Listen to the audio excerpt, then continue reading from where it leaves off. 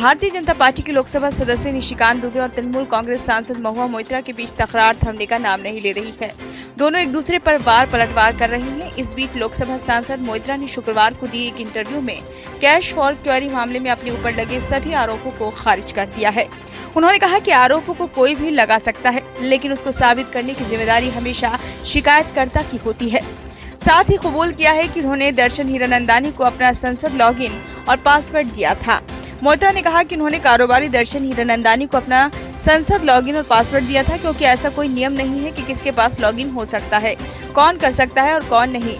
उन्होंने आगे कहा कि कोई भी सांसद खुद सवाल नहीं पूछता है, लॉगिन और पासवर्ड उनकी टीम के पास रहते हैं। उन्होंने कहा कि लेकिन एक OTP आता है जो केवल मेरे फोन पर आता है, ये दर्शन के फोन पर नहीं जाता है। महुआ मोइत्रा ने भाजपा सांसद निशिकांत दुबे और वकील जय अनंत तेहद्राई द्वारा उनके खिलाफ लगाए गए सभी आरोपों को खारिज करते हुए कहा, पासवर्ड से सिर्फ लॉगिन नहीं किया जा सकता है, उसके लिए एक OTP आता है और ये केवल मेरे फोन पर आता है। ये दर्शन हीरानंदानी के फोन पर नहीं आता है। जब मैं OTP देती हूँ तभी प्रश्न दायर किए जाते हैं। महुआ मोइत्रा ने कहा, उन्होंने धमकाने के लिए गलत व्यक्ति को चुना है। उन्होंने सच में ऐसा किया है। मैंने यहाँ बैठने के लिए अपने जीवन में सब कुछ छोड़ दिया है। कुछ छोटे झारखंडी पिटबुल सब कुछ खत्म नहीं कर सकते। मैं सच के लिए लड़ना जारी रखूंगी और आप देखेंगे कि 2024 में क्या होता है। महुआ मोइत्रा ने कहा कि ये आरोप बड़ा ही हास्यास्पद है कि दर्शन हीरानंदानी ने दुबई से लॉगिन किया और ये सुरक्षा से समझौता है। उन्होंने कहा कि NIC लॉगिन में कोई नियम नहीं है, कौन लॉगिन कर सकता है या नहीं। हर सांसद के प्रश्न उनकी बड़ी टीमों को दिए जाते हैं। आप कह रहे हैं कि मैंने इसे एक विदेशी संस्था को दे दिया है। दर्शन हीरानंदानी एक मित्र हैं और एक भारतीय नागरिक भी हैं। उनका पासपोर्ट सार्वजनिक कर दिया गया है।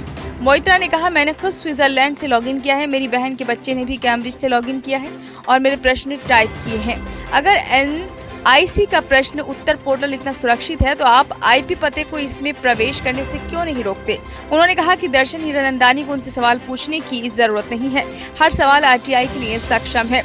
उन्होंने कहा, मैंने दर्शन से कहा कि वह अपने कार्यालय से कुछ सहायकों को सवाल पूछने के लिए दें, क्योंकि मेरे पास इतना समय नहीं था कि मैं लिख पाती। लेकिन ये आरोप कि हीरानंदानी ने लॉगिन करके सवाल दायर की गलत है, क्योंकि OTP मेरे मोबाइल नंबर पर आता है। हर सवाल मेरे द्वारा लिखा गया है और मैं उन लोगों में से एक हूं जो अपना काम करते हैं। यही कारण है कि केवल 61 सवाल ही हैं। ब्यूरो रिपोर्ट, नई दिल्ली।